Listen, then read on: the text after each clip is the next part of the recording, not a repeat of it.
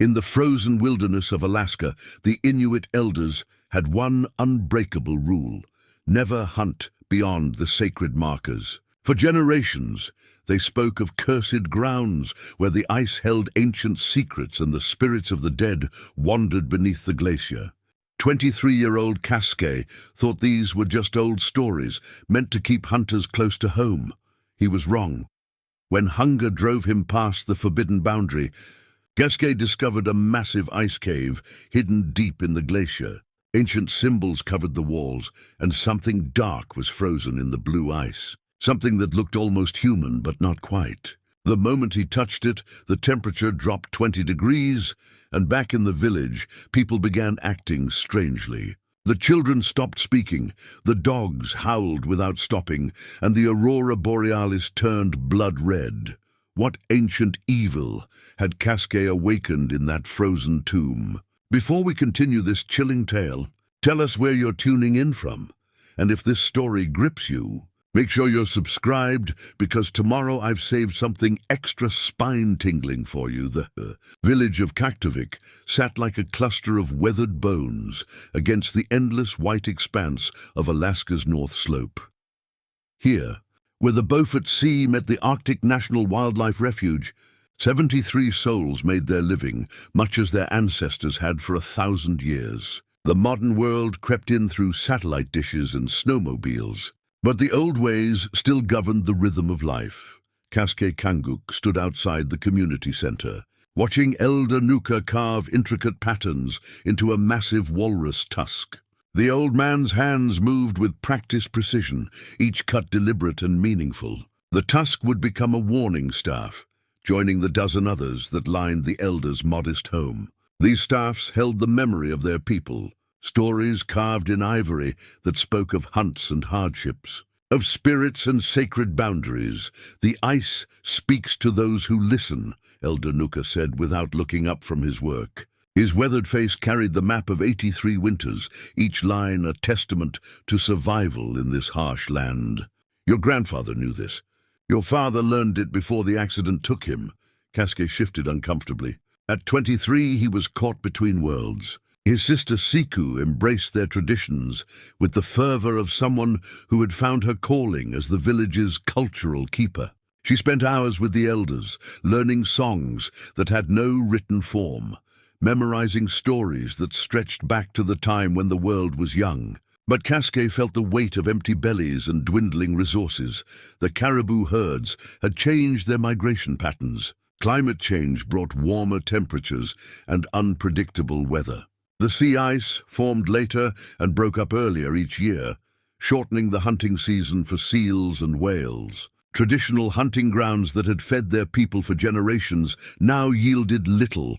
Elder Nuka, Kaskae said, his breath forming small clouds in the -20 air. The young families are struggling. The Johnsons are talking about moving to Fairbanks. The Calyx too. If we don't find better hunting grounds soon. The old man's knife paused mid-stroke. There are places we do not go, Kaskae. Places where the boundaries between worlds grow thin. Your impatience makes you deaf to wisdom that has kept our people alive since the long darkness began. Siku emerged from the community center, her parka hood framed with wolf fur that caught the pale afternoon light. At 19, she possessed an intuitive understanding of their culture that sometimes unsettled even the elders. She could read the weather in the behavior of ravens, predict the movements of game by the patterns of frost on windows. The children are asking about the old stories again, she said, settling beside them on a wooden crate. Little Tommy Kanguk wants to know why we don't hunt where the bone markers stand. Elder Nuka's eyes found the horizon, where ancient markers rose from the snow like accusatory fingers. Each one was carved from whalebone and walrus ivory, inscribed with symbols that predated written language. They formed a rough circle around areas that had been forbidden for so long that even the elders, grandfathers, had known them only as places of taboo, because some hungers are not worth feeding, the elder replied. Because some boundaries exist to protect us from ourselves. Kaskae felt frustration building in his chest. But what if the stories are just stories? What if our ancestors were simply claiming the best hunting grounds for themselves, making up spirits and curses to keep others away? The carving knife slipped, and Elder Nuka drew his thumb back sharply. A drop of bright red blood fell onto the white ivory, staining it like a warning. The old man studied the blood for a long moment, then looked directly at Kaskae with eyes that seemed to hold the weight of centuries. "Boy," he said quietly, "the stories are never just stories. They are the accumulated wisdom of every generation that survived long enough to pass them on. When the ice shifts and the wind changes direction, when the aurora dances in patterns that make the dogs howl, when the temperature drops 20 degrees in an hour for no reason the weather service can explain." You remember this conversation. The shaman Tapisa approached from her small cabin, her footsteps silent in the snow despite her 70 years. She carried herself with the quiet authority of someone who had spent decades mediating between the seen and unseen worlds. Her presence always seemed to shift the very air around her, as if reality bent slightly in acknowledgement of her connection to forces beyond ordinary understanding. "The bones are restless tonight," she said simply. "The ancestors whisper of change coming. Old seals breaking, old warnings forgotten." She fixed Kaskae with a stare that seemed to see through him. "Young hunter, your heart carries the weight of responsibility, but your mind rejects the tools that could lighten that burden. This is a dangerous combination." Kaskae wanted to argue, to demand practical solutions to practical problems. But something in the shaman's expression made the words die in his throat. 3 days later, with the village's food stores dwindling and another family packing to leave for the city, Kaskae made his decision. He rose before dawn, moving quietly through his small house to avoid waking Siku. In the kitchen, he gathered his hunting supplies with methodical precision: ammunition, emergency flares, his GPS unit, and dried fish for the journey. From its place of honor above the fireplace, he took down his father's hunting knife. The blade was forged from steel traded decades ago, but the handle was carved from caribou antler by his grandfather's hands. Generations of Kanguk men had carried this knife into the wilderness, and it had never failed to bring them home. The leather sheath showed wear from countless hunts, and Kaskae's fingers traced the familiar grooves as he strapped it to his belt. The knife felt different in his hands this morning, heavier somehow, as if it understood the transgression he was about to commit. Outside, the pre-dawn darkness held the peculiar quality that came with Arctic winters. The stars seemed closer here, brighter, as if the thin atmosphere couldn't dilute their ancient light. Kaskae loaded his snowmobile with supplies, the engine's rumble seeming unnaturally loud in the still air. He glanced back at the village, at the windows glowing with warm yellow light, and felt a pang of something he couldn't quite name. The bone markers stood sentinel against the northern horizon, their pale forms barely visible in the starlight. Kaskae had seen them countless times throughout his life, but he had never approached them closely. Now, as he gunned the snowmobile toward the forbidden boundary, they seemed to grow larger with each mile, more imposing and ominous. The first marker rose 12 feet from the snow, carved with symbols that hurt to look at directly. They seemed to shift and writhe in his peripheral vision, though when he stared straight at them, they remained perfectly still. Ancient whalebone formed the structure, yellowed with age and weathered by countless storms. At its base lay offerings left by previous generations, carved ivory figurines, bundles of dried herbs, small pouches containing items whose purpose Kaskae could only guess. He stopped his snowmobile 10 feet from the marker and sat in the idling machine's warmth, staring up at the forbidden symbol. His father's knife pressed against his leg through his parka, a constant reminder of the traditions he was about to abandon. "Just superstition," he whispered to himself, but the words sounded hollow in the vast emptiness. "Just old fears keeping us from good hunting grounds." The aurora borealis began to dance overhead, sheets of green and blue light rippling across the star-filled sky. But something was wrong with the display. The colors seemed more intense than usual, and instead of the familiar gentle waves, the lights moved in sharp, angular patterns that resembled the symbols on the bone marker. Kaskae had seen thousands of aurora displays in his life, but this one made his skin crawl. His radio crackled with static, then cleared. "Kaskae, you out there?" Siku's voice came through the speaker, tinged with worry. "Your bed wasn't slept in." Kaskae's thumb hovered over the reply button. He could turn back now, return to the village, and find another way to help his people. But the memory of little Sarah Johnson's hollow cheeks and her mother's desperate eyes pushed him forward. He switched off the radio and gunned the snowmobile past the bone marker. The moment he crossed the invisible boundary, the temperature plummeted. His breath, which had been forming small clouds in the -20 air, suddenly billowed out in great freezing plumes. The snowmobile's engine began to sputter, its mechanical voice joining a chorus of strange sounds that seemed to emerge from the ice itself, creaking, groaning, whispering.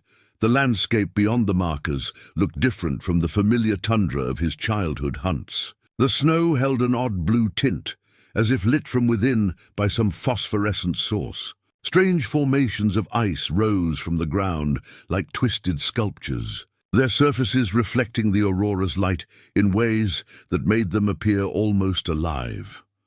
Kaskae drove deeper into the cursed territory, following what appeared to be an ancient trail marked by more bone structures. These were smaller than the boundary markers, but no less unsettling. Some were carved to resemble human figures, their faces bearing expressions of eternal torment. Others showed animals, seals, whales, and bears, but wrong somehow, distorted into shapes that nature had never intended.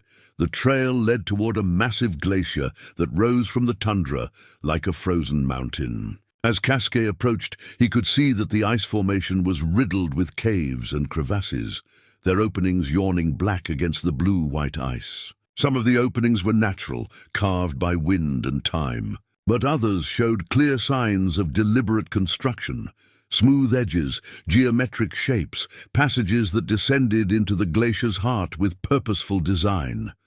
One cave in particular drew his attention. Its entrance was perfectly circular, about 10 feet in diameter, and surrounded by more of the strange symbols. Unlike the weathered carvings on the bone markers, these looked fresh, as if they had been carved yesterday. They seemed to pulse with their own inner light, casting shadows that moved independently of their sources. Kaskae parked his snowmobile at the cave entrance and checked his equipment. His father's knife felt warm against his leg, the only source of heat in this increasingly cold place. As he approached the cave mouth, he could hear something echoing from deep within, a sound like breathing, slow and rhythmic, as if the glacier itself were alive. Kaskae stepped into the ice cave, his flashlight beam cutting through air so cold it seemed to have substance. The entrance tunnel sloped downward at a gentle angle, its walls smooth as glass and covered in a thin layer of frost that sparkled like crushed diamonds. His boots found purchase on the ice floor, but each step echoed strangely, as if the sound were being stretched and distorted by the cave's acoustics. 20 feet into the tunnel, the walls began to change. What had appeared to be natural ice formations revealed themselves to be something far more deliberate. Carved into the frozen surfaces were symbols and images that predated any known human civilization. The carvings were deep, precise, and filled with a dark substance that might have been soot or dried blood. The first panel showed figures that were almost human, but not quite. They stood upright like men, but their proportions were wrong, limbs too long, heads too large, fingers that ended in points rather than normal digits. These beings were gathered around what appeared to be an altar, their arms raised toward a shape that hurt to look at directly. Even carved in ice, the central figure seemed to writhe and shift when Kaskae wasn't looking straight at it. The second panel depicted a transformation. The human-like figures were changing, their bodies elongating and twisting into forms that defied natural law. Some were becoming creatures of ice and shadow, while others dissolved into puddles of dark liquid that flowed toward the altar. Above them all, the writhing shape had grown larger, more detailed, more terrible. Kaskae played his flashlight across the third panel and felt his stomach lurch. Here, the transformed beings were spreading across a landscape that looked remarkably like the Arctic tundra. They moved in great waves, consuming everything in their path. Animals, plants, and what appeared to be normal humans fleeing in terror. The sky above the scene was filled with the same angular aurora patterns he had witnessed outside. But in the carving, they looked less like natural phenomena and more like tentacles reaching down from some cosmic horror. The tunnel opened into a vast chamber that took Kaskae's breath away. The ceiling soared 60 feet above his head, supported by natural pillars of ice that had been carved into the likeness of massive trees. But these were no earthly trees. Their branches intertwined in impossible patterns, creating a canopy that seemed to move in the flickering light of his flashlight. From these branches hung what looked like fruit, but as Kaskae's light passed over them, he realized they were preserved human heads, their faces frozen in expressions of ecstasy and terror. The walls of the chamber were covered in more carvings, layer upon layer of images that told a story spanning millennia. Here was the history of something that had existed long before the first Inuit hunter set foot in the Arctic. The earliest panels near the ceiling showed the world as it had been before the Ice Age: warm seas, lush forests, and creatures that belonged in no fossil record. In the center of it all was the writhing shape, smaller then, but growing with each successive panel. As the Ice Age progressed in the carved narrative, the entity grew stronger. It fed on the cold, on the fear of dying creatures, on the desperation of species facing extinction. The carvings showed it reaching out across the frozen world, its influence spreading like a cancer through the ecosystem. Mammoth herds turned on each other in suicidal frenzies. Saber-toothed cats froze solid while still alive, their eyes wide with supernatural terror. But then something changed. New figures appeared in the carvings, shamans and wise men who understood the entity's nature. They fought back with rituals and sacrifices, with symbols of power and barriers of blessed ice. The battle raged across centuries, depicted in panels so detailed that Kaskae could see the individual expressions on the warriors' faces. Many died in the effort, but slowly, gradually, they began to contain the ancient evil. The final panels near the floor showed the entity's imprisonment. It was bound by chains of ice and symbols of power, trapped in a prison that required constant vigilance to maintain. The shamans established the bone markers, created the taboos, and passed down the warnings that would keep future generations from disturbing the seal. But the very last carving filled Kaskae with dread. It showed a lone figure approaching the prison, his face clearly visible in the ice. It was unmistakably Inuit and unmistakably modern, wearing clothes that looked exactly like Kaskae's own parka. The figure was reaching toward the entity's prison with one hand, while the other held something that looked remarkably like his father's hunting knife. Kaskae stumbled backward, his flashlight wavering. The carved figure's face was his own. At the far end of the chamber, beyond the forest of carved pillars, he could see another passage leading deeper into the glacier. A faint blue light emanated from that direction, pulsing with the same rhythm as the breathing sound he had heard outside. Something was calling to him from those depths, pulling at his consciousness with invisible tendrils of need and hunger. His father's knife grew warm against his leg, and for a moment Kaskae thought he heard his father's voice whispering a warning. But the sound was overwhelmed by something else, a voice like grinding glaciers and screaming wind, speaking words in a language that predated human speech, but somehow conveyed meaning directly to his mind. "Come closer, young hunter. Come and see what your people have hidden from you." The blue light grew stronger as Kaskae moved deeper into the glacier's heart, following passages that seemed to have been carved by inhuman hands. The walls here were different from the outer chamber, composed of ice so clear and pure it was like walking through crystallized air. Within this transparent medium, Shapes moved and shifted, as if the ice itself were alive with frozen dreams. The passage opened into a circular chamber, smaller than the first, but infinitely more terrifying. At its center stood what could only be described as a prison made of ice and light. The formation rose 15 feet from the floor, a complex geometric structure that hurt to look at directly. Crystalline walls formed impossible angles, creating a space that seemed larger on the inside than the outside. Within this transparent cage, something waited. The entity was perfectly preserved in the supernatural ice. But preservation implied death, and this thing had never been truly alive in any sense that Kaskae understood. It stood nearly 8 feet tall, its form a grotesque parody of human anatomy. The torso was elongated and twisted, showing ribs that curved in spirals rather than the natural arch of human bones. Its arms were too long, ending in hands that bore 7 fingers each, tipped with claws that looked capable of rending both flesh and soul. But it was the creature's face that made Kaskae's sanity real. The head was larger than any human's, covered in skin that looked like ancient parchment stretched too thin over an alien skull. Its eyes were closed, but beneath the lids, Kaskae could see movement, as if it were dreaming terrible dreams. The mouth was a lipless gash that extended nearly to where ears should have been, revealing rows of teeth that resembled icicles more than any natural dentition. Most disturbing of all were the symbols that covered its skin. They were not tattoos or scars, but appeared to be part of its very substance, as if the creature's flesh were inscribed with the fundamental laws of some cosmic horror.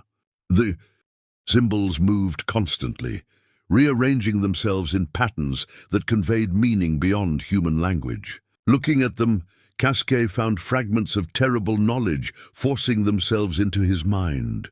The true names of stars that should not exist, the mathematical formulas that describe the geometry of nightmare, the frequencies that could shatter reality itself. The crystal prison was covered in a network of symbols that acted as a supernatural lock. They were carved deep into the ice and filled with what looked like frozen blood. Some of the markings were so old they had taken on the blue-white color of the glacier itself, but others appeared fresh, as if they were being constantly renewed by some unknown force. These newer symbols pulsed with their own light, creating a barrier that kept the entity trapped between dimensions.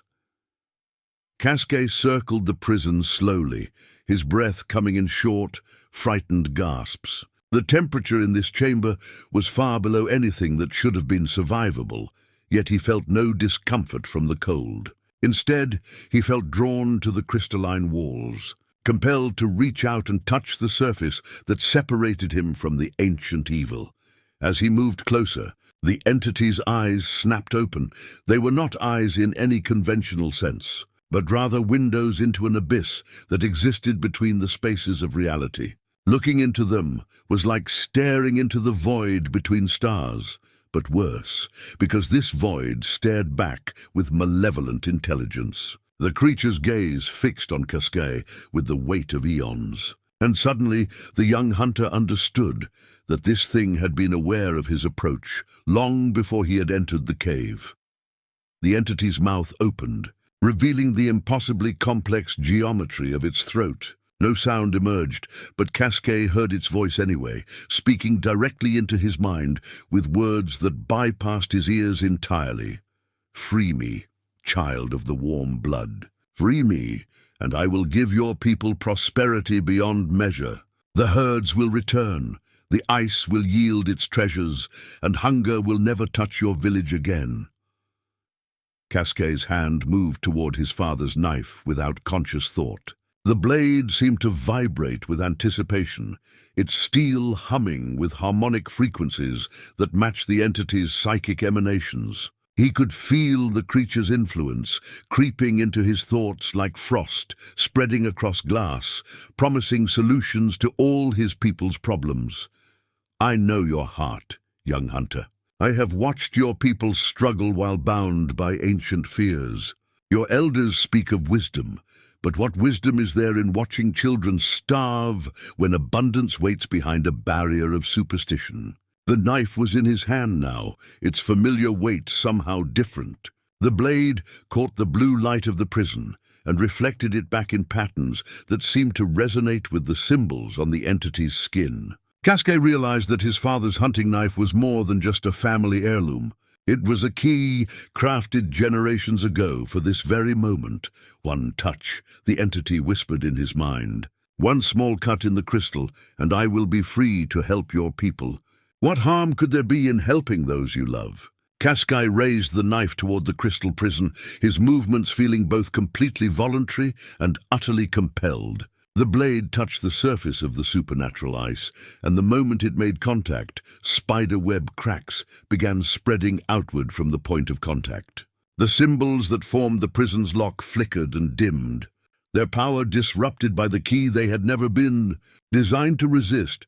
The entity's psychic voice rose to a crescendo of triumph as the crystal began to shatter.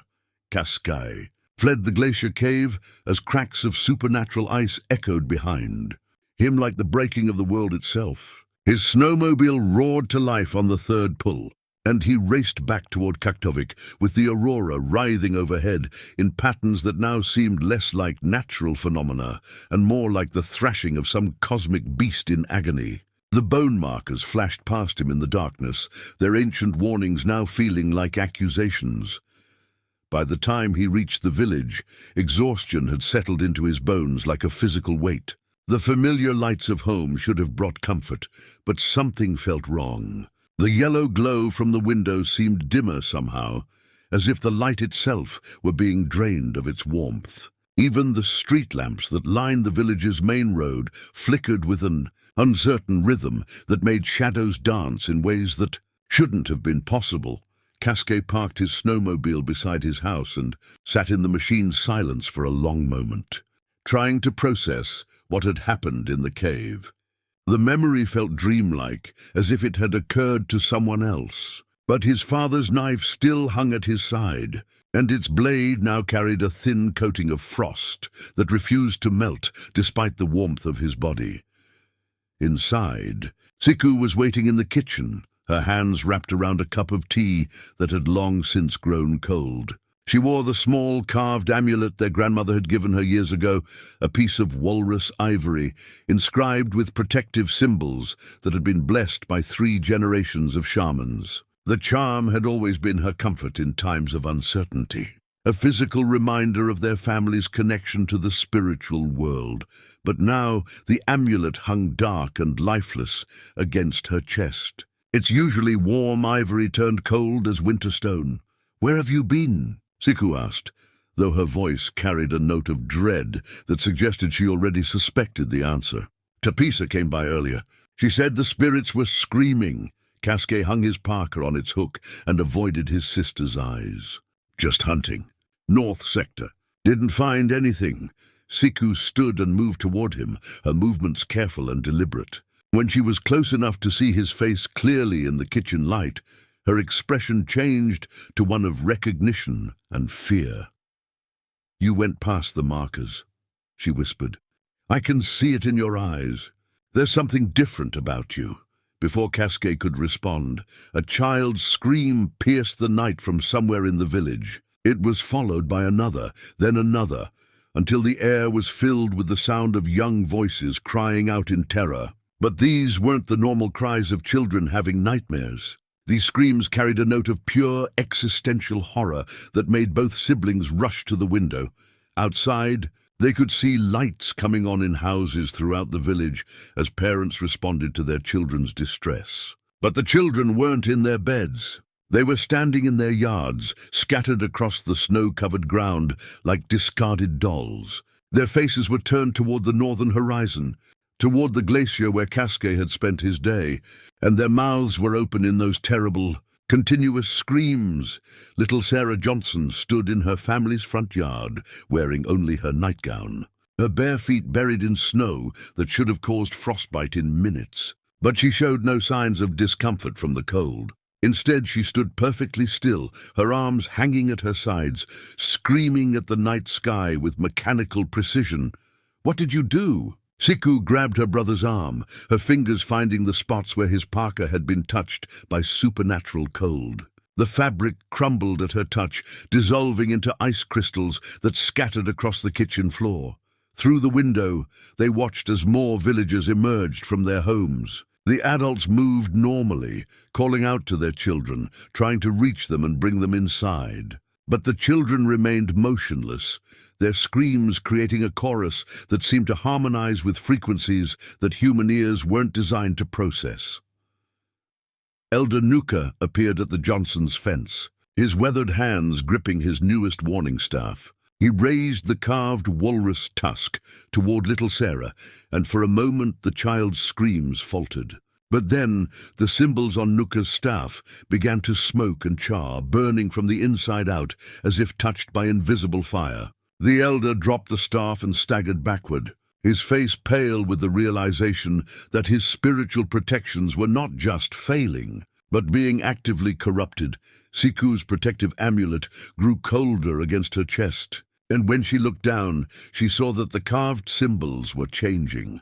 The protective ward that had been inscribed by their grandmother was rearranging itself into something else, something that hurt to look at directly. The ivory itself was taking on the same blue tint that Kaskae had seen in the glacier cave. "It's spreading," she whispered, pulling the corrupted amulet from around her neck. The chain left frost burns on her skin where it had touched her. "Whatever you disturbed, it's spreading through anything that has spiritual significance."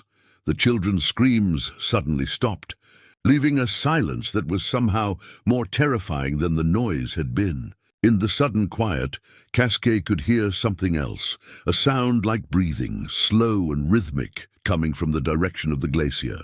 It was the same sound he had heard in the cave, but now it was everywhere, as if the entire landscape were inhaling and exhaling with malevolent purpose. One by one, the children turned to look directly at the Konguk house, their eyes reflecting the aurora's light like the eyes of Arctic predators caught in a flashlight beam.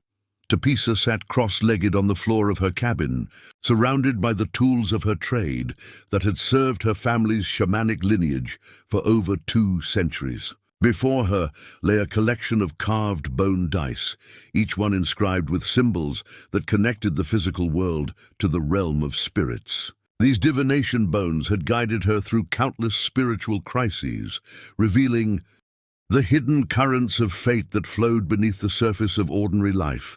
But tonight, every throw produced the same terrible result.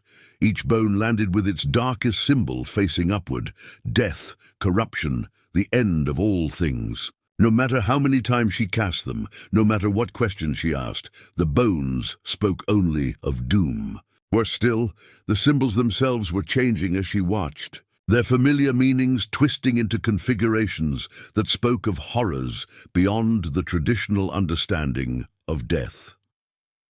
The temperature in her cabin had dropped 15 degrees since sunset, despite the wood stove burning at full capacity.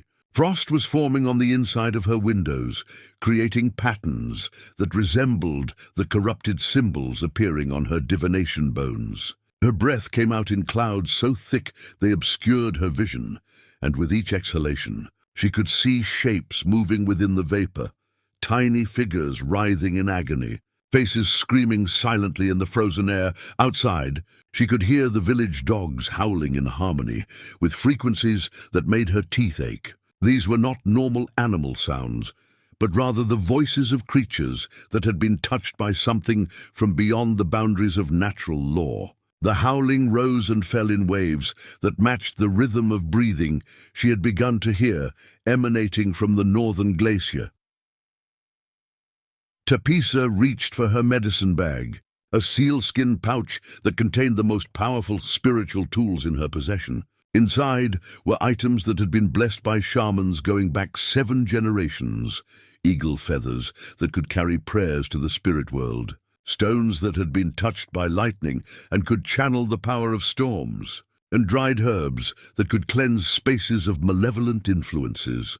But when she opened the bag, the contents had been transformed. The eagle feathers had turned black and brittle, crumbling at her touch into dust that moved against the wind. The lightning stones had grown so cold they burned her fingers, their surfaces now inscribed with the same shifting symbols that plagued her divination bones. The cleansing herbs had withered into twisted shapes that resembled tiny human skeletons. A knock at her door interrupted her growing panic. She opened it to find Thomas Kanguk, a distant cousin of Kaskae's family, standing in her doorway with his 5-year-old daughter Emma in his arms. The child appeared to be sleeping, but her eyes were open and staring, fixed on something that existed far beyond the physical world. "Tapisa," Thomas said, his voice thick with fear. "Emma won't wake up. She's been like this since the screaming stopped. Her body is here, but it's like her spirit has gone somewhere else." The shaman took the child in her arms and immediately felt the wrongness that surrounded her. Emma's body was warm, but it was the warmth of fever, not health. Her pulse was regular but too slow, as if her heart were beating to a rhythm, dictated by something other than human biology. Most disturbing of all, when Tapisa looked into the child's open eyes, she could see tiny figures moving within the pupils, the same writhing shapes she had seen in her frozen breath. "Bring her inside," Tapisa said, though every instinct told her that her cabin was no longer a safe haven from the supernatural forces at work in their village. As Thomas carried his daughter through the doorway, all of Tapisa's remaining spiritual tools reacted simultaneously. Carved masks hanging on the walls began to weep tears of ice. Ritual drums stretched with sacred animal skins produced sounds without being touched, beats that matched the ominous breathing from the glacier. Bundles of sage and sweetgrass that had been blessed for cleansing ceremonies began to smoke without flame, filling the air with an odor of decay rather than purification. Tapisa laid the child on her bed and began the most powerful cleansing ritual she knew, one that had been passed down from her great-grandmother, who had witnessed the last awakening of ancient evils in the early 1800s. She sprinkled blessed water around Emma's still form and began to chant in the old language, words that predated Russian colonization and missionary influence. But as the ritual progressed, the words began to change in her mouth without her conscious control. The protective incantations transformed into something else entirely, syllables that belonged to no human language but carried meaning that made her soul recoil in horror. She was calling out to the entity in its own tongue, not banishing it but inviting it to come closer, to take fuller possession of the child who lay helpless before them. Emma's eyes rolled back in her head, and when they returned to focus, they held an intelligence that was ancient beyond measure. When she spoke, it was with Tapisa's own voice, but the words came from something that had been old when the Ice Age began. "Thank you, little shaman, for opening the doorway wider."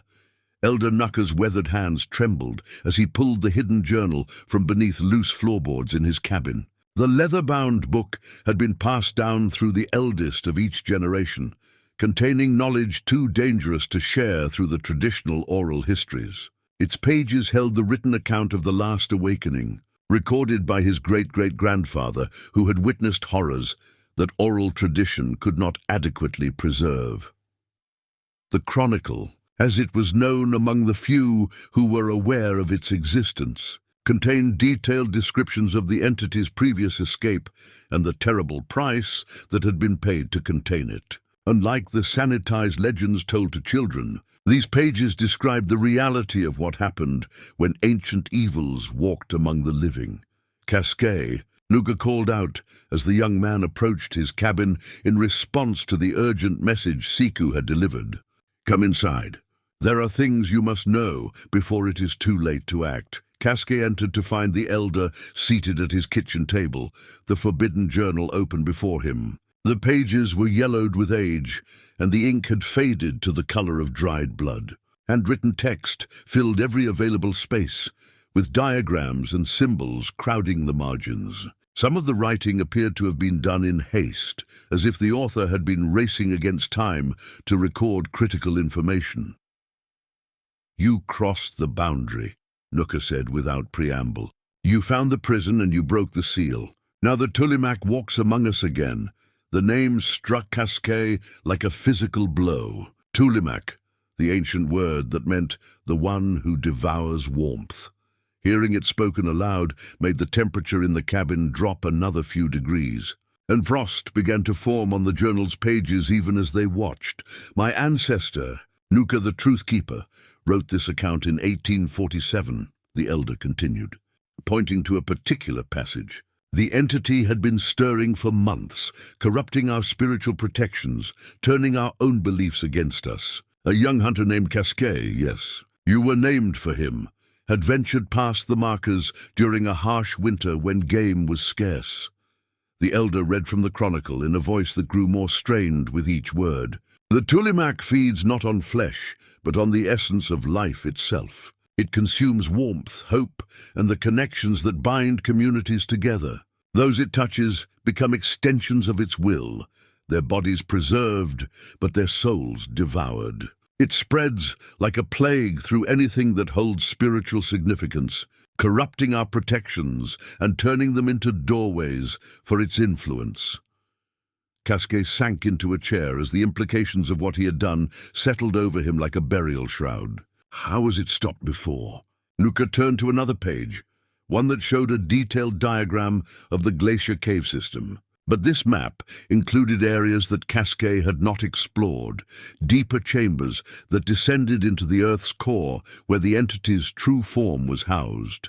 The crystal prison he had broken had been merely the first layer of containment.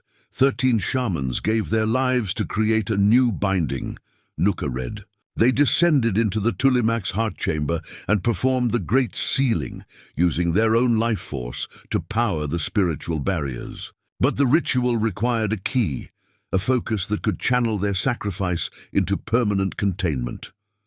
The elder pointed to a drawing that made Kaskae's blood freeze. It showed a hunting knife identical to the one that hung at his side, its blade glowing with spiritual energy as it was driven into what appeared to be the entity's physical heart. "Your namesake volunteered to carry that key into the depths. He knew he would not return, but he also knew that someone had to bear the responsibility for what he had unleashed. The knife was blessed by all 13 shamans before the ritual began, turning it into both a weapon and a conduit for their combined spiritual power. Nuka closed the journal and fixed Kaskae with eyes that held the weight of accumulated generations. But the binding was never meant to be permanent. The shamans knew that someday someone would come who carried the same spiritual signature as the original Kaskae, someone who could serve as both the key to unlock the prison and, if necessary, the key to create a new one. Through the cabin windows, they could see villagers gathering in the street outside. But these were not normal gatherings. The people moved with jerky, unnatural movements, their faces blank and their eyes reflecting the strange light of the corrupted aurora. They were arranging themselves in geometric patterns that resembled the symbols Kaskae had seen carved into the glacier walls. "The Tulimak is preparing for the next phase," Nuka said, watching the possessed villagers through his frost-covered window. "It will use their bodies to perform a ritual of its own, one that will shatter the deeper bindings and allow it to escape the glacier entirely. Once that happens, it will spread beyond our village, beyond Alaska, across the entire world." The elder opened the journal to its final pages, where the handwriting became increasingly erratic and desperate. "Your ancestor left instructions for what must be done if the entity ever awakened again. The ritual is here, the requirements are clear, and the price is known." Kaskae looked at the final entry, written in letters so faint they were barely visible on the aged paper.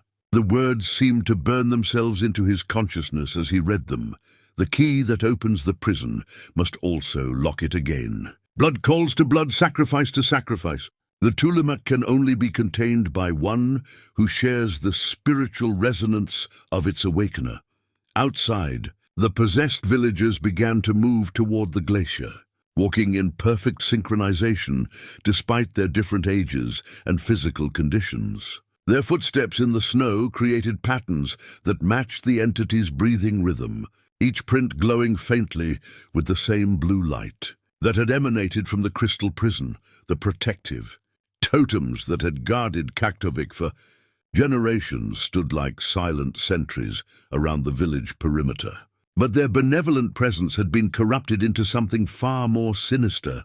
These carved figures, once blessed to ward off evil spirits and protect the community from supernatural harm, now pulsed with malevolent energy that seemed to draw darkness rather than repel it.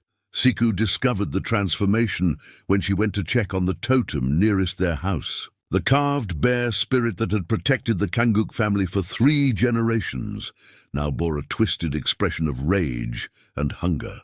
Its eyes, once painted with protective blue pigment, now glowed with the same cold fire that emanated from the glacier. Worse still, the protective symbols carved into its base had rearranged themselves into configurations that hurt to look at directly. As night fell, the corrupted totems began to move. It started slowly, almost imperceptibly. The carved bear turned its head by degrees, tracking the movement of villagers who passed within its influence. The eagle totem that guarded the community center spread its wooden wings and began to flex them with creaking sounds that resembled screams. The whale spirit that protected the harbor opened its massive jaw, revealing teeth that had grown longer and sharper since the sun had set. But it was what the totems were attracting that filled Siku with the deepest dread. Shadows gathered around each corrupted guardian. But these were not ordinary shadows cast by moonlight and artificial illumination. These darkness shapes had substance and intent, moving independently of any light source and forming into vaguely humanoid figures that seemed to be composed of living night. Some appeared to be the spirits of the dead, villagers who had passed away in previous years but were now being called back by the entity's influence. Others were things that had never been human at all. Primordial shadows that had existed in the spaces between worlds since before life had crawled from the primeval seas. The possessed villagers began experiencing shared nightmares that bled into their waking consciousness. In these visions, they found themselves walking through the glacier cave system, following passages that led deeper and deeper into the Earth's frozen core. The dreams were so vivid that people woke with ice crystals in their hair and the taste of ancient air in their lungs. Children were the most susceptible to the calling. Little Emma Kanguk, still partially possessed from her encounter with the corrupted cleansing ritual, began sleepwalking toward the northern edge of the village. Her parents found her standing at the boundary fence in her nightgown, her bare feet somehow unaffected by the snow and sub-zero temperatures. When they carried her back to bed, she would fall asleep immediately, only to be discovered hours later at the same fence, staring toward the glacier with eyes that reflected the aurora's twisted light.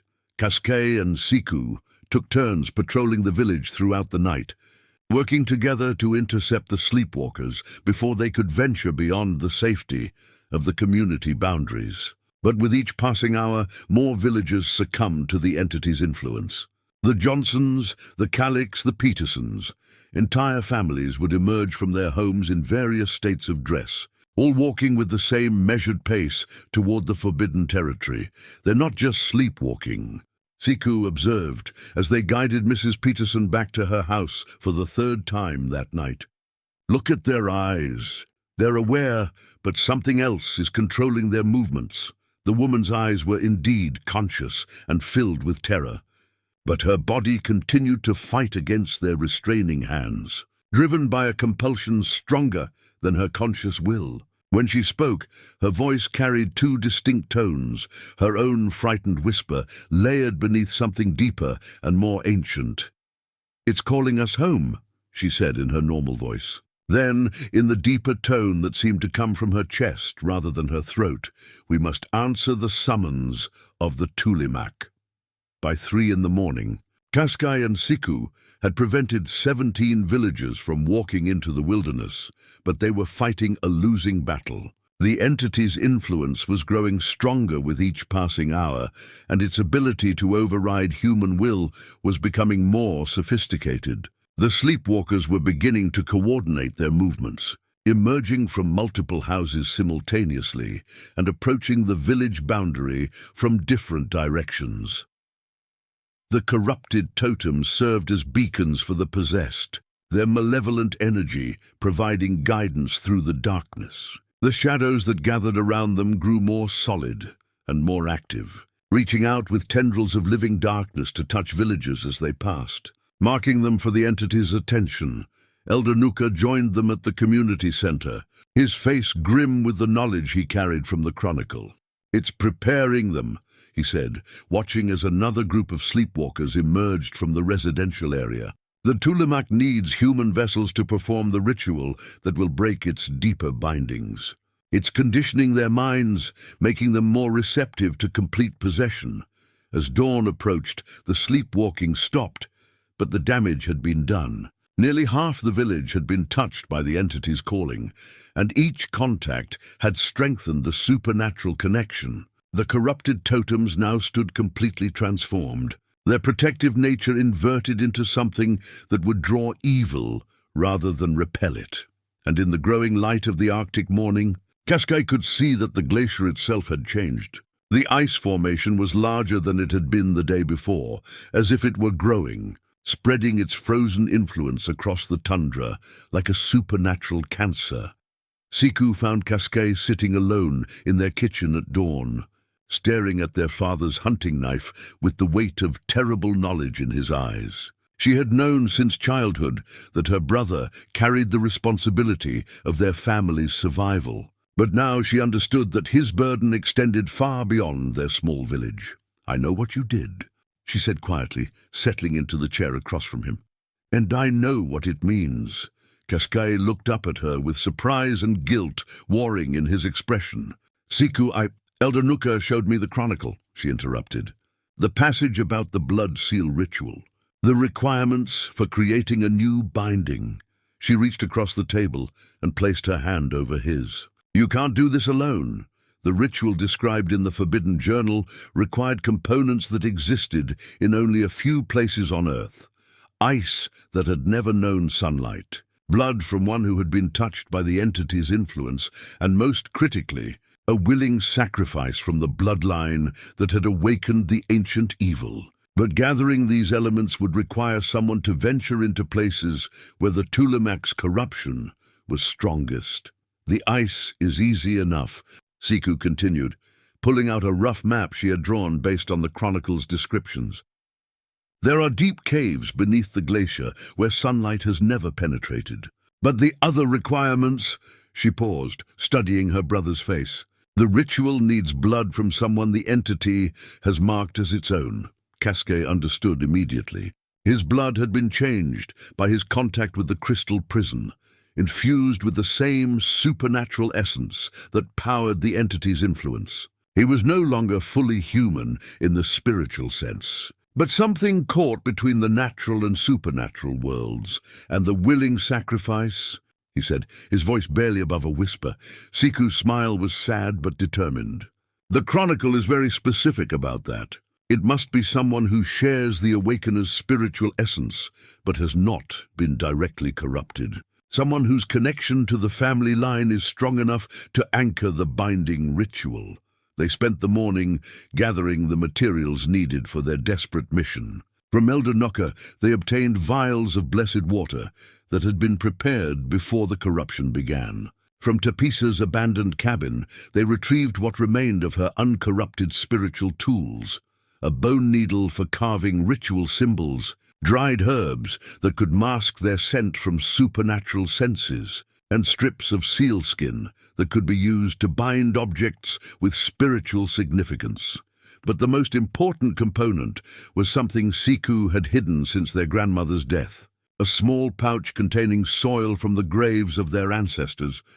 Each generation of Kanguk family members who had lived and died in service to their community. This ancestral earth would serve as the focus for the blood seal, connecting their sacrifice to the accumulated spiritual power of their entire lineage. As they prepared to leave for the glacier, the village around them continued its descent into supernatural chaos. The sleepwalking had stopped, but it had been replaced by something worse, waking possession. Villagers moved through their daily routines with mechanical precision, their actions coordinated by an intelligence that was not their own. They continued to care for their children, maintain their homes, and perform necessary tasks. But underneath their normal activities, they were preparing for something. Groups of possessed villagers had begun constructing strange formations in the snow around the village. These geometric patterns resembled the symbols Kaskae had seen carved into the glacier walls, but they were massive in scale, visible from the air like crop circles made of packed snow and ice. Each formation was precisely positioned to create a larger pattern that encompassed the entire community. Turning Kaktovik into a massive supernatural sigil, they're creating a summoning circle, Siku observed as they loaded their supplies onto the snowmobile. The entire village is being turned into a ritual space. The journey to the glacier took them past several of the bone markers, and Kaskae noticed that these ancient warnings had changed as well.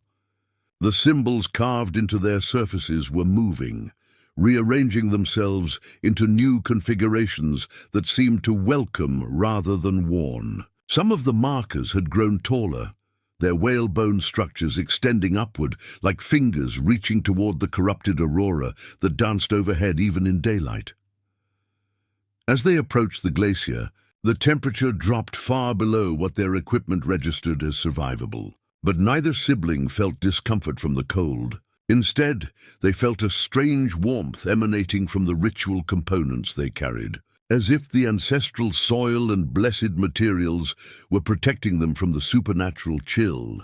The entrance to the cave system had expanded since Kaskae's first visit. What had been a 10-foot circular opening was now a gaping maw 30 feet across, its edges carved with fresh symbols that pulsed with blue-white light. The breathing sound that had haunted the village for days was clearly audible here, echoing from depths that seemed to extend far deeper than any natural cave system.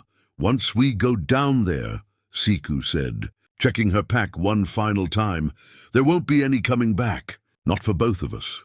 Kaskae nodded, understanding that his sister had accepted the same terrible truth he had been wrestling with since reading the Chronicle. The blood seal ritual would require her life force to power the new binding, just as 13 shamans had given their lives to contain the entity generations ago.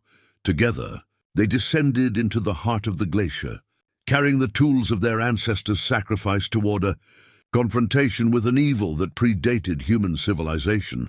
Tapisa had retreated to the deepest corner of her cabin as the supernatural corruption consumed everything she held sacred. But she was not prepared to surrender without one final attempt to protect her people. In her weathered hands, she held the most precious artifact of her shamanic lineage, a carved whalebone vessel that had been blessed by 7 generations of spiritual leaders and was said to contain the combined power of all her ancestors. The spirit vessel was older than the village itself, carved from the skull of a bowhead whale that had beached itself during the Great Storm of 1789. Her great-great-grandmother had spent 3 years inscribing it with protective symbols and filling it with sacred materials, eagle down that had never touched the ground, water from springs that flowed only during the summer solstice, and most importantly, small fragments of bone from every shaman who had served their people since the vessel's creation. But as Tapisa prepared for the most dangerous ritual of her life, she could see that even this ancient artifact was beginning to show signs of corruption. The whale bone, which had always been pure white, was taking on the same blue tint that marked everything touched by the Tulimac's influence. The protective symbols carved into its surface were starting to shift and rearrange themselves, their meanings becoming twisted into something that called to darkness rather than repelling it. "Ancestors," she whispered in the old language, placing her hands on the vessel's rim. "Your descendant calls upon you in the hour of greatest need.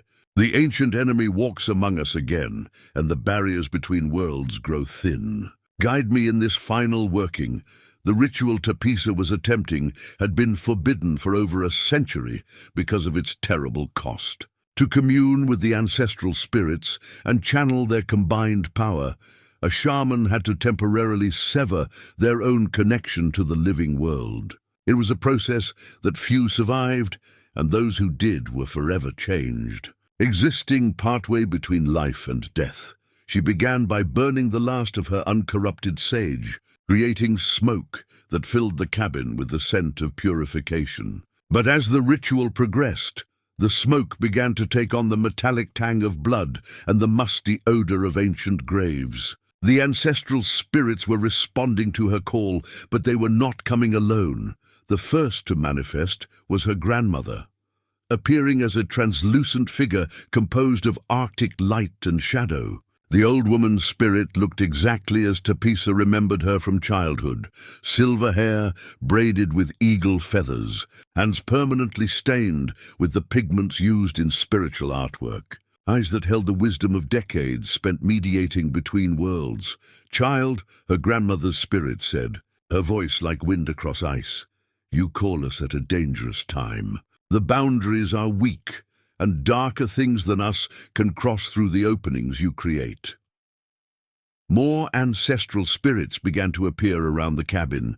Great-grandfathers who had guided whaling expeditions, great-great-grandmothers who had kept the traditional stories alive through years of missionary suppression, shamans whose names had been lost to time, but whose spiritual power still echoed through the generations. The spirit vessel glowed brighter as each new presence joined the gathering, its whale bone surface becoming almost transparent with accumulated spiritual energy. But with the ancestors came other entities, things that had been waiting in the spaces between worlds for an opportunity to cross into the realm of the living. These shadow spirits bore vague resemblances to the people they had once been, but they had been corrupted by their proximity to the Tulimac's influence. Their forms were twisted and elongated, their faces bearing expressions of eternal hunger and malice. "The ancient enemy speaks to them," Tapisa's grandmother warned, gesturing toward the corrupted spirits that were pressing closer to the circle of ancestral light. "It offers them what they lost when they passed from the living world, the ability to feel warmth, to taste food, to experience physical sensation again." The battle that followed was fought entirely in the spiritual realm, invisible to any observer who lacked shamanic sight. Tapisa watched in horror as the corrupted spirits began to overwhelm her ancestors, their darkness consuming the protective light that had surrounded the ritual circle. One by one, the ancestral spirits began to change. Their benevolent presence transformed into something hungry and predatory. Her grandfather, who had taught her the songs of whale calling, became a writhing mass of shadow and ice. Her great-aunt, who had preserved the knowledge of medicinal plants, sprouted tentacles of frozen darkness that reached toward Tapisa with obvious malevolent intent. The transformation was spreading through the spiritual gathering like a supernatural plague, turning allies into enemies within moments. Tapisa realized that the entity had been planning for this exact scenario. The Tulimac had been patiently corrupting the boundary between worlds, ensuring that any attempt to contact the ancestral spirits would only strengthen its own influence. The ritual she had hoped would provide guidance and power was instead opening doorways for the ancient evil to expand its dominion. The spirit vessel in her hands began to crack as the spiritual pressure became too great for even its ancient protections to contain. Through the growing fissures, she could see something vast and terrible, moving in the depths beyond death, the true form of the Tulimak as it existed in the spaces between worlds. A writhing mass of darkness and hunger that dwarfed even the corrupted spirits surrounding it. With her final breath, Dapisa managed to speak one last message before the corrupted ancestors fell upon her. The key lies in willing sacrifice, not in the power of the dead. Tell Kaskae that the entity feeds on spiritual energy, but it starves in the presence of freely given life. Among the ritual components Kaskae and Siku had gathered was a weapon that had been blessed by the original 13 shamans during the last great sealing. A harpoon carved from the tusk of a narwhal that had never known fear. The weapon's ivory shaft was inscribed with protective symbols that had been empowered by the sacrifice of those ancient spiritual warriors, and its iron tip had been forged from meteoric metal that had fallen from the stars during a solar eclipse. This ancestor's weapon was the only physical object that could potentially harm the entity in its manifested form, but wielding it would require someone to venture into the heart of the supernatural storm and face the Tulimak at the peak of its power. "I have to go back in there," Kaskae said, hefting the blessed harpoon. Its weight felt familiar in his hands, as if his ancestors' memories were guiding his grip. "The calling stone is just the beginning. The real prison is deeper in the glacier, in chambers I didn't explore during my first visit." Siku checked their remaining supplies. The vials of blessed water were freezing solid despite their spiritual protections. The ancestral soil had taken on an ominous blue glow, and the sealskin bindings were becoming stiff as boards in the supernatural cold. They had enough materials for one attempt at the blood seal ritual, but no margin for error. The journey through the possessed village was like walking through a frozen hell. The buildings stood empty, their doors hanging open and their windows dark. Supernatural ice had formed on every surface, creating crystalline formations that reflected the calling stone's malevolent light in kaleidoscopic patterns. The geometric symbols the villagers had carved in the snow were now burning with cold fire. Their patterns so complex and disturbing that looking at them directly caused nosebleeds and temporary blindness. But it was the silence that was most unnerving. Kaktovik had never been truly quiet, not even in the depths of winter. There had always been the sound of wind, the creaking of buildings adjusting to temperature changes, the distant barking of sled dogs. Now there was nothing but the rhythmic breathing of the entity and the whisper of ice crystals forming in the air. As they approached the expanded glacier entrance, Kaskae saw that the cave system had been completely transformed. What had once been natural ice formations were now architectural marvels of supernatural engineering. Corridors stretched in impossible directions, their walls covered in living murals that depicted the entity's conquest of previous worlds. Chambers opened into spaces that seemed larger than the glacier itself could contain, filled with monuments to civilizations that had been consumed by the Tulimak's hunger eons ago. The ancestors' weapon grew warmer as they descended, its blessed ivory shaft glowing with soft golden light that provided some protection against the overwhelming darkness. But with each step deeper into the glacier, Kaskae could feel the entity's attention focusing on him like a weight pressing down on his soul. They passed through the chamber where Kaskae had first encountered the crystal prison, but it was now unrecognizable. The walls had been carved away to reveal a vast amphitheater of ice, its tiers filled with the frozen forms of every creature the entity had consumed during its previous awakening. Woolly mammoths, saber-toothed cats, and other Ice Age megafauna stood in perfect preservation, their eyes open and aware, but their bodies locked in supernatural stasis.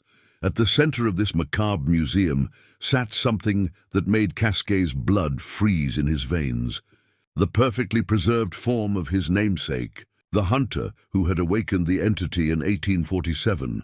The man sat on a throne of ice, still holding the original hunting knife, his face bearing an expression of eternal torment and regret. When Kaskae approached, the figure's eyes tracked his movement, and its mouth opened to speak in a voice like grinding glaciers. "You carry my burden now, descendant. The choice that destroyed me is the same choice that faces you. Will you seal the prison and doom yourself to an eternity of guardianship, or will you let the world burn to save your own soul?" The deeper chambers revealed the true scope of the entity's influence. This was not simply a prison, but a staging ground for conquest that spanned multiple worlds and dimensions. The Tulimak was not unique, but rather one of a species of cosmic predators that moved between realities, consuming entire civilizations before moving on to fresh hunting grounds. The Heart Chamber, when they finally reached it, defied all rational understanding of space and physics. The room existed in multiple dimensions simultaneously, its boundaries shifting and flowing like liquid reality. At its center stood the entity's true core, not the manifestation that was terrorizing the surface world, but the essential spiritual essence that gave it life and power.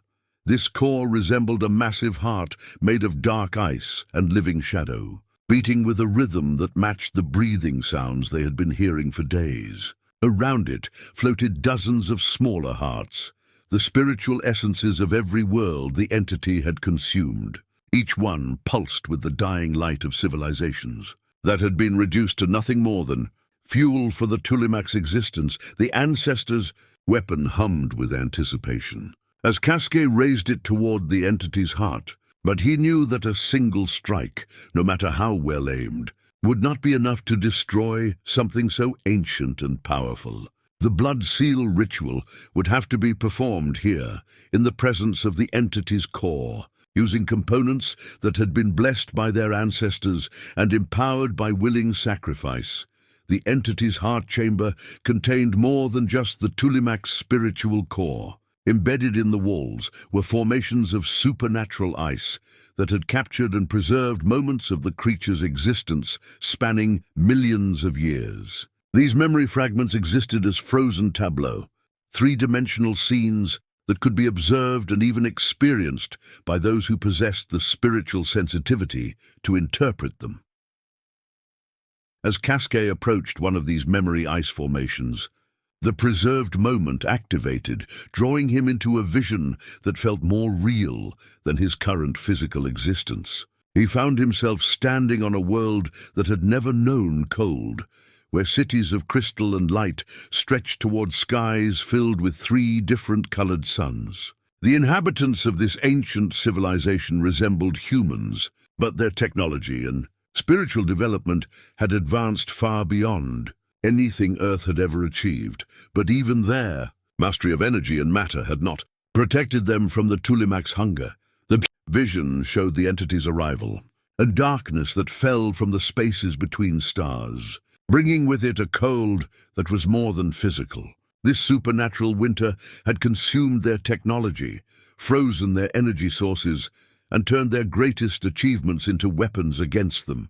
The very crystals that powered their civilization became conduits for the entity's influence, spreading its corruption through every aspect of their society. Kaskae watched in horror as the advanced beings fought desperately against an enemy they could not understand. Their weapons, capable of reshaping matter at the atomic level, had no effect on something that existed primarily in spiritual dimensions. Their shields, which could deflect the energy of dying stars, were useless against cold that froze souls rather than bodies. The memory ice showed him the final days of their civilization, great cities becoming tombs of ice, their inhabitants preserved at the moment of their death with expressions of terror and despair forever frozen on their alien faces. The entity had fed on their desperation, their fear, their love for everything they were losing, growing stronger with each emotion it consumed. But there had been survivors. A small group of the beings had discovered the same truth that Kaskae's ancestors would learn millions of years later.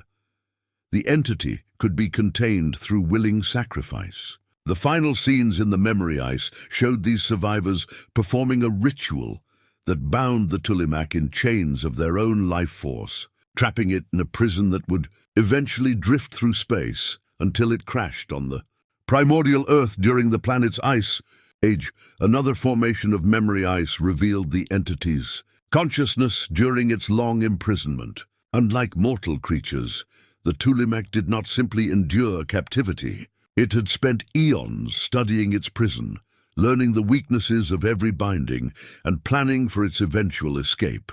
It had observed the rise of human civilization, watching and waiting for the perfect moment to influence events. The entity had seen the arrival of the first Inuit hunters in the Arctic and had begun the subtle work of ensuring its eventual freedom. It had influenced the dreams of shamans, inspiring them to create the bone markers and taboos that would preserve the knowledge of its location. It had guided the spiritual development of certain bloodlines, ensuring that future generations would possess the psychic sensitivity necessary to break its bonds. Most disturbing of all, Kaskae learned that his family line had been specifically cultivated by the entity's influence over centuries. Every Kanguk hunter who had shown exceptional skill, every shaman who had demonstrated unusual spiritual power, every child who had been born with the ability to see beyond the physical world, had been touched by the Tulimak's subtle manipulation. The entity's plan had required patience that spanned generations, but it had been meticulously crafted. The hunting knife that had been passed down through his family was not just a tool blessed by shamans, but a key designed by the entity itself. The spiritual markers that protected the village had been positioned to create a perfect ritual circle for its manifestation. Even the climate change that had driven him to seek new hunting grounds had been influenced by the entity's growing power. "You understand now?" The Tulimak's voice echoed through the heart chamber, no longer filtering through possessed villagers, but speaking directly from its spiritual core. "You were never making choices, young hunter. You were following a path I laid down before your grandfather's grandfather was born." The entity's true form materialized within the heart chamber, no longer constrained by the need to maintain a physical manifestation on the surface world. Here, in its place of power, it appeared as it truly was, not the writhing mass of shadow and ice that terrorized the villagers, but something far more terrible in its alien beauty. It resembled a massive tree, whose branches and roots extended into dimensions that human perception could not fully process. Each branch bore fruit that contained the spiritual essence of entire civilizations, glowing orbs that pulsed with the dying light of consumed worlds. Its trunk was composed of crystallized time itself, showing the flow of eons in patterns that made Kaskae's sanity real to observe. "I have fed on the fear and desperation of 1,000 worlds," the entity continued, its voice carrying harmonics that spoke directly to the deepest parts of the human psyche. "But your world offers something unique: hope. Your species clings to optimism, even in the face of extinction. That hope, when properly harvested, provides nourishment that surpasses all other emotions." The memory ice around them began to show visions of the entity's planned future. Earth transformed into a frozen garden, where humanity would be preserved in spiritual stasis, their hope and dreams slowly consumed over millennia to feed the Tulimak's endless hunger. In the heart chamber, surrounded by the entity's terrible revelations, Kaskae understood that his very essence had been shaped by the Tulimak's influence. His life force carried the unique spiritual resonance needed to either break or create the supernatural bindings. He was both the key to the entity's freedom and the potential anchor for a new prison. The blood seal ritual required him to willingly sacrifice his life force to power the binding. But as he prepared to begin the ancient ceremony, the entity launched its final assault. The possessed villagers from the surface began descending into the glacier's depths, their bodies moving with inhuman speed and coordination. They were no longer individual people, but extensions of the Tulimak's will, and they carried with them objects of spiritual significance that had been corrupted into weapons. Elder Nuka led the possessed horde. The chronicle fused to his hands as he chanted in the entity's ancient language. Behind him came the village children, their innocent faces twisted with alien intelligence, carrying the corrupted totems that had once protected their community. These blessed objects now pulsed with malevolent energy, their protective symbols inverted into configurations that could tear holes in reality itself. Siku stepped forward with the ritual components, her movements precise despite the supernatural terror surrounding them. She had studied the chronicle's instructions during their journey into the glacier, memorizing every detail of the binding ceremony.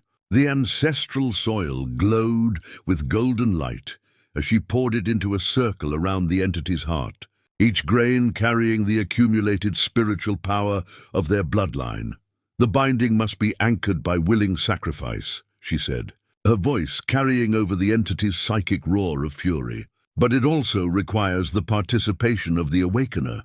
You have to choose, Kaskae. You have to actively decide to seal the prison, knowing what it will cost. The entity's influence pressed against Kaskae's mind with crushing intensity, offering him visions of power and immortality if he would abandon the ritual. It showed him worlds where he could rule as its herald, bringing the blessing of supernatural winter to civilizations that had grown soft and complacent.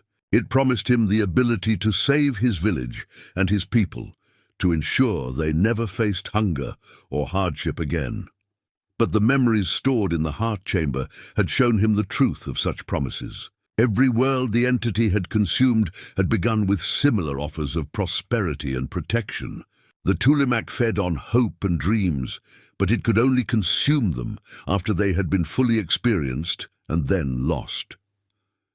As the possessed villagers poured into the heart chamber, Kaskae raised his father's hunting knife and made the first cut in his palm, allowing his corrupted blood to fall onto the circle of ancestral soil. The moment his life force touched the blessed earth, the ritual began automatically, powered by the accumulated spiritual energy of 7 generations of Kanguk ancestors.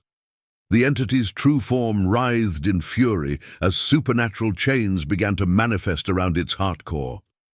These were not physical restraints, but bonds forged from willing sacrifice and ancestral power, designed to contain something that existed primarily in spiritual dimensions. Each drop of Kaskae's blood strengthened the binding, but the process was draining his life force at an alarming rate. Siku began the second phase of the ritual, using the blessed water to create protective barriers around the ceremony. But the possessed villagers were fighting back with desperate intensity, their corrupted spiritual tools striking against her barriers with forces that could shatter normal reality. The narwhal tusk harpoon in Kaskae's other hand blazed with golden fire as he used it to fend off the attacking villagers. But he was rapidly weakening from blood loss. The entity made one final attempt to break free, channeling all of its accumulated power through the possessed villagers. Elder Nuka's body became a conduit for forces that should have been impossible for human flesh to contain, his form stretching and distorting as alien energies flowed through him. The chronicle in his hands burst into supernatural flames, its forbidden knowledge adding fuel to the entity's desperate assault. But Siku had prepared for this moment. From her pack, she withdrew the final component of the blood seal ritual, a shard of ice from the original prison that had contained fragments of the 13 shamans' life force. This relic had been hidden in her family's possessions for generations, passed down through the women of their line as insurance against the entity's return. The old prison's power can be transferred to the new one, she said, raising the shard above her head. But it requires the spiritual resonance of the awakener's bloodline to activate. As she brought the shard down toward the circle of ancestral soil, Kaskae understood what she intended. The ritual would not just bind the entity, but would transform him into the new guardian of the prison. Like his namesake from 1847, he would become the eternal watchman, conscious but trapped, forever standing guard against the ancient evil's escape. The shard touched the soil, and the heart chamber filled with light that was older than human civilization. The new ice prison formed around the entity's heart core, with the sound of reality itself crystallizing into permanence. Unlike the previous crystal containment that Kaskae had broken, this supernatural barrier was woven from the fundamental forces of sacrifice and willing surrender. The ice was not merely frozen water, but crystallized life force, each molecule containing a fragment of the spiritual energy that powered the binding. As the prison took shape, Kaskae felt his consciousness expanding beyond the boundaries of his physical form. The ritual was transforming him into something between human and spirit, a guardian whose awareness would span both the material and supernatural realms. He could see the entity's struggles against its new bonds, feel its rage and frustration as chains of sacrificial power wrapped around its essence, and understand the cosmic forces that held it trapped. The entity's manifestation on the surface world began to collapse as its spiritual core was contained. The massive calling stone that had risen from the glacier cracked and crumbled, its obsidian surface losing the malevolent light that had powered the supernatural storm. The possessed villagers, scattered throughout the cave system, suddenly stopped their coordinated attack, their bodies collapsing as the alien intelligence that had animated them was cut off from its source. Elder Nuka's form returned to normal as the entity's influence was severed, but the damage done to his body by channeling such enormous spiritual forces was irreversible.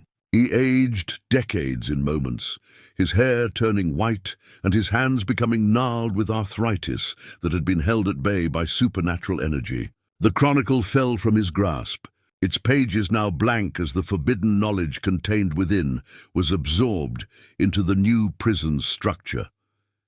Siku watched in horror and awe as her brother's physical form began to change. Ice crystals formed along his skin, not as a sign of freezing, but as evidence of his transformation into the prison's living component. His eyes took on the blue-white glow of spiritual energy, and when he spoke, his voice carried harmonics that resonated through multiple dimensions.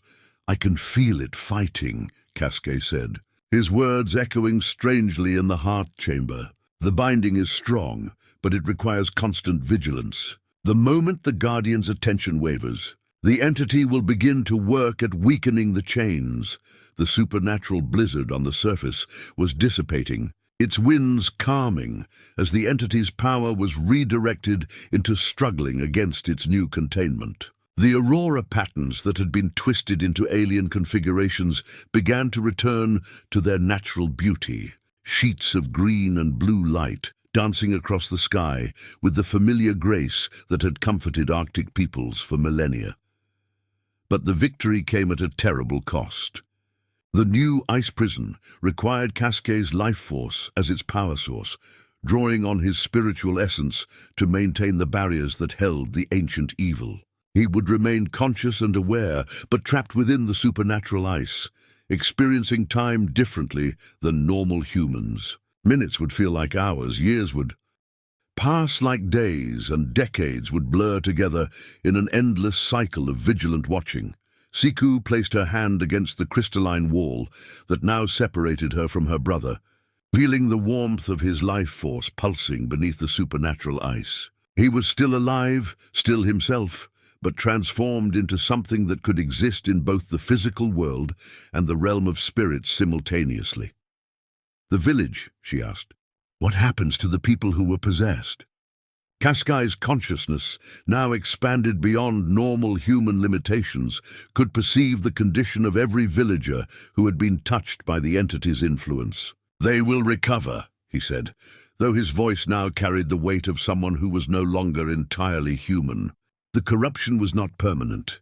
It was a form of spiritual parasitism that will fade now that the host has been contained. Through the prison structure, Kaskae could sense the possessed villagers on the surface beginning to wake from their supernatural sleep. Children who had been silent for days began to cry and call for their parents. Adults who had walked in mechanical coordination began to stumble and look around in confusion. Dogs that had howled with inhuman voices began to bark normally again. The corrupted totems throughout the village were reverting to their original protective nature, their symbols rearranging themselves back into configurations of blessing and warding. The bone markers on the boundary returned to their function as warnings rather than invitations, their ancient purpose restored by the re-establishment of proper spiritual balance.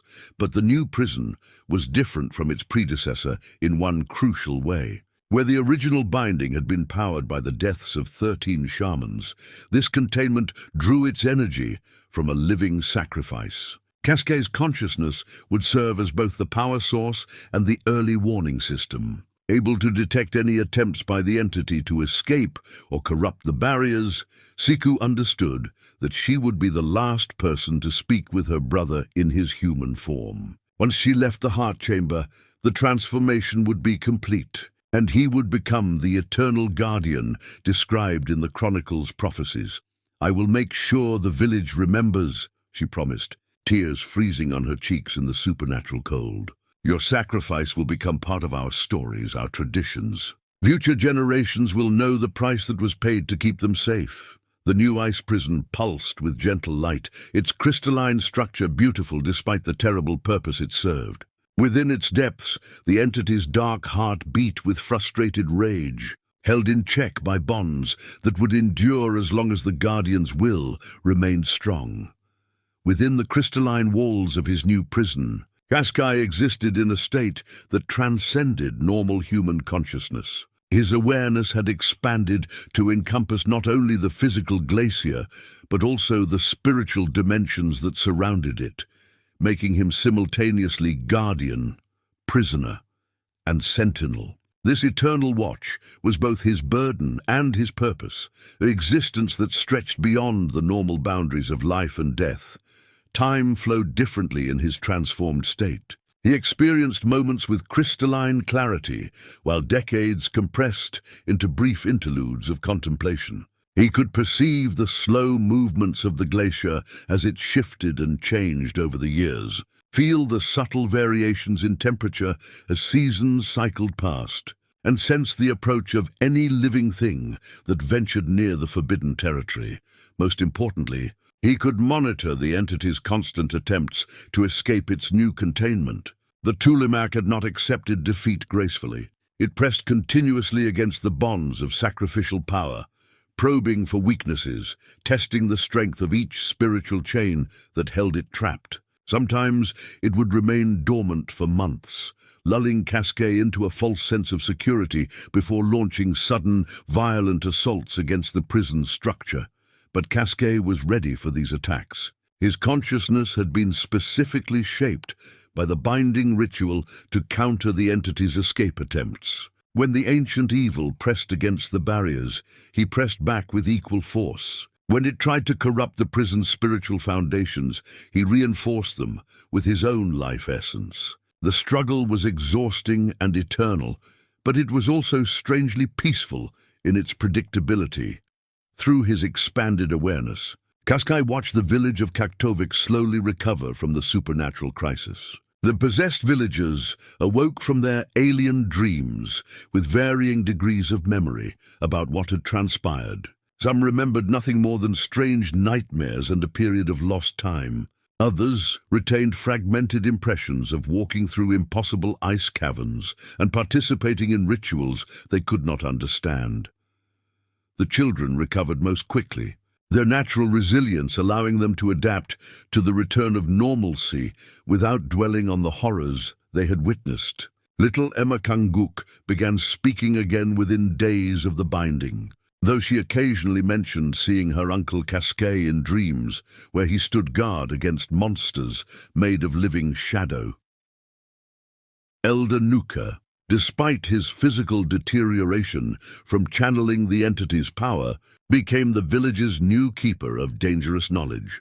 The blank chronicle began to fill with new writing as he recorded the events of the awakening and binding, ensuring that future generations would understand both the threat and the sacrifice that had contained it. His weathered hands shook as he wrote, but his memory of the recent events remained sharp and detailed, Siku took on the role of spiritual leader that Tapisa's death had left vacant, though her approach to shamanism was different from her predecessors. Where Tapisa had focused on traditional rituals and ancestral communication, Siku developed practices centered around vigilance and protection. She established new ceremonies designed to strengthen the prison's barriers and created warning systems that would alert the village if the entity ever began to stir again. The seasonal cycles continued their ancient rhythm, but Kaskae's perception of them was transformed by his new existence. Spring brought subtle warmth to the glacier's surface, and he could feel the ice responding to temperature changes with movements that were barely perceptible to normal senses. Summer meant increased activity as researchers and adventurers approached the region, requiring him to project subtle influences that would discourage them from venturing too close to the forbidden areas. Autumn carried the scent of change, both in the physical world and in the spiritual dimensions that surrounded his prison. During these months, the entity often became more active, as if the dying light of the season resonated with its nature in some fundamental way. Winter brought deep cold and isolation, but also a strange comfort as the glacier settled into patterns of dormancy that made his guardianship easier to maintain. Years passed, and Kaskae began to understand the true nature of his sacrifice. He was not simply trapped in ice, but had become part of the natural order that governed the balance between the material and spiritual worlds. His consciousness served as a bridge between dimensions, allowing him to monitor threats that existed beyond normal perception while maintaining his connection to the human world he was protecting. Through this connection, he occasionally reached out to Siku in her dreams, offering guidance about spiritual matters and warnings about potential dangers. These communications were necessarily brief and cryptic, as extended contact carried the risk of creating doorways that the entity might exploit. But they provided comfort to both siblings, maintaining a bond that transcended the physical separation imposed by his transformation. The entity's struggles against its containment gradually became less frequent but more sophisticated. It learned to time its escape attempts with moments when Kaskae's attention was focused elsewhere, and it began to probe the psychological aspects of the prison rather than simply attacking its spiritual structure. The ancient evil understood that its guardian was still fundamentally human, subject to emotions and desires that could potentially be exploited. 5 years after the binding ritual, Siku stood at the edge of Kaktovik, supervising the placement of new warning stones, massive carved markers that would guide future generations away from the cursed hunting grounds. These monuments were different from the ancient bone totems their ancestors had erected. They were carved from granite brought from the mainland and inscribed with symbols that combined traditional Inuit warnings with modern explanations. In multiple languages, each warning stone told part of the story without revealing dangerous details. They spoke of unstable ice conditions, of geological hazards that made the area unsuitable for hunting or exploration, and of the spiritual significance the region held for local indigenous peoples. The markers were designed to discourage curiosity while respecting the intelligence of those who might encounter them. The village itself had found a new equilibrium in the years following the supernatural crisis. Families who had talked of leaving for the cities had remained, discovering that their traditional hunting grounds, while reduced in scope, could still provide adequate sustenance when managed with the wisdom that had sustained their ancestors. The fear of starvation that had driven Kaskae to cross the forbidden boundary had been replaced by a more balanced approach to survival that honored both necessity and caution. Children, born after the awakening, would grow up with new stories, carefully crafted tales that taught the importance of respecting ancient warnings without filling young minds with nightmares about cosmic horrors. These stories spoke of brave hunters who had sacrificed themselves to protect their people, of the importance of community cooperation during times of crisis, and of the strength that could be found in honoring the wisdom of previous generations. Elder Nuka's health had continued to decline, but his mind remained sharp and focused on his crucial task of documenting the events for posterity. The new chronicle he was creating would be hidden like its predecessor, known only to the village leaders who would need its knowledge in case the entity ever stirred again. Unlike the cryptic warnings of the previous record, Nuka's account included detailed instructions for recognizing the early signs of supernatural corruption and specific countermeasures that could be employed before a crisis reached critical levels. Siku had married Thomas Kanguk, little Emma's father, creating a family structure that could provide stability for the village's spiritual leadership. Their own children would be raised with an understanding of their family's responsibility, taught from an early age to be sensitive to the subtle signs that might indicate problems with the entity's containment. This knowledge would be passed down through the generations, ensuring that someone would always be watching and ready to act if necessary. The glacier itself had become a place of pilgrimage for the village's residents, though they approached no closer than the outer ring of warning stones. On significant dates, particularly the anniversary of the binding ritual, families would gather at the boundary to offer prayers of gratitude for Kaskae's sacrifice and to renew their commitment to maintaining the spiritual barriers that kept their community safe. During these ceremonies, sensitive individuals could sometimes perceive a faint presence watching from the depths of the ice, a consciousness that was familiar and protective rather than threatening.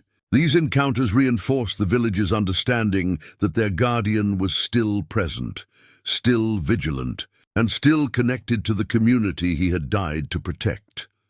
The warning stones served multiple purposes beyond their obvious function as territorial markers. They were positioned to form a massive protective circle around the glacier, their placement calculated according to principles that combined traditional spiritual geography with the hard-won knowledge gained during the recent crisis. Each stone was blessed by ceremonies that involved the entire community, creating a network of spiritual guardians that would complement Kaskae's supernatural vigilance.